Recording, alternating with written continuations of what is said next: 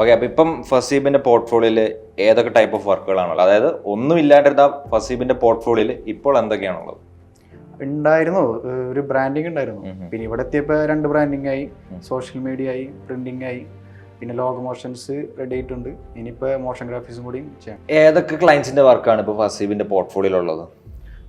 Harman motors, floor masters, American specialty, Saudi ties, Taheel Al Hulu, പിന്നെ കുറച്ചുകൂടി കയറാനുണ്ട്.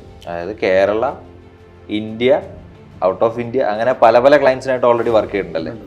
അപ്പൊ അതിൽ വീഡിയോസ്, മോഷൻ ഗ്രാഫിക്സ് എല്ലാം വരുന്നുണ്ട്. വരുന്നുണ്ട്. ഓക്കെ, അപ്പൊ ഫസീബിനോട് ചോദിക്കുകയാണ്, ഫസീബ് ഇത്ര നാളത്തെ എക്സ്പീരിയൻസ് അനുസരിച്ച് പോസ്റ്റർ ആണോ, വീഡിയോ ആണോ, മോഷൻ ഗ്രാഫിക്സ് ആണോ, ഏതിലും ഒരെണ്ണം പിക്ക് ചെയ്യാൻ പറഞ്ഞാൽ ഫസീബ് ഏത് പിക്ക് ചെയ്യും? എൻ്റെ കംഫർട്ട് സോൺ എന്തായാലും പോസ്റ്റേഴ്സ് ആണ്, ഗ്രാഫിക് ഡിസൈനിങ് ആണ് എൻ്റെ കംഫർട്ട് സോൺ.